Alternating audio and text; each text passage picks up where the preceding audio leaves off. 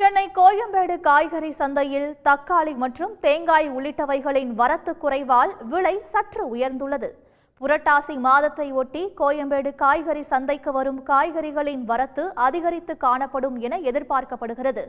ஆனால் சமையலுக்கு முக்கிய தேவையான தக்காளி மற்றும் தேங்காய் உள்ளிட்டவைகளின் வரத்து தற்போது கணிசமாக குறைந்துள்ளது. மழையின் காரணமாக தக்காளியின் வரத்து குறைந்துள்ளதாக வியாபாரிகள் தெரிவித்தனர். இதனால் மொத்த விற்பனையில் 25 கிலோ கொண்டு ஒரு தக்காளி பெட்டி 900 ரூபாயிலிருந்து தற்போது 1050 ரூபாயாக விலை அதிகரித்துள்ளது. அதேபோல் 14 கிலோ கொண்ட தக்காளி பெட்டி 400 ரூபாயிலிருந்து 500 ரூபாயாக விலை உயர்ந்துள்ளது. நார்மலாக தக்காளி இன்றைக்கி வரத்து கம்மியாக இருக்குது. மழை காலனால தக்காளி வரத்து ரொம்ப குறைவாக இருக்குது.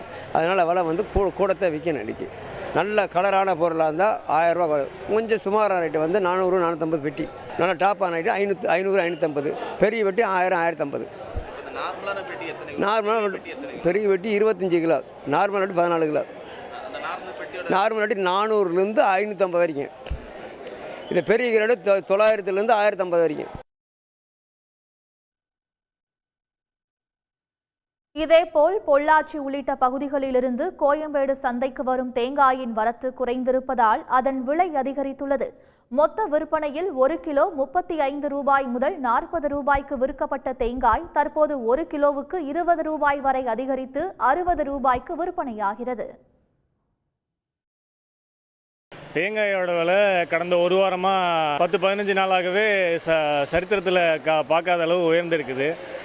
35 ரூபா 40 ரூபா வரைக்கும் விற்றுட்டு இருந்த தேங்காய் ஒரு கிலோவுக்கே 20 ரூபா கூடி இருக்க வெறும் ஒரு வாரம் கேப்பில். இந்த விலையேற்றம் எங்களால் சமாளிக்க முடியல, ஜனங்களாலையும் சமாளிக்க முடியல, இங்கேருந்து வாங்கிட்டு போய் விற்கிற மக்களாலையும் சமாளிக்க முடியல, வியாபாரிகளாலையும் சமாளிக்க முடியல. இந்த விலையேற்றத்துக்கான காரணம் வரத்து இல்லாததுனால தான். பொள்ளாச்சியிலையும் தேங்காய் இல்லை. இதன் காரணமாக சில்லறை விற்பனையில் தக்காளி மற்றும் தேங்காய் உள்ளிட்டவைகளின் விலை அதிகரிக்கக்கூடும் என வியாபாரிகள் தெரிவித்தனர்.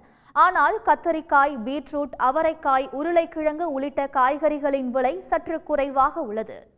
உடனுக்குடன் செய்திகளை தெரிந்து கொள்ள சன் நியூஸ் பெல் ஐகானை கிளிக் பண்ணுங்க.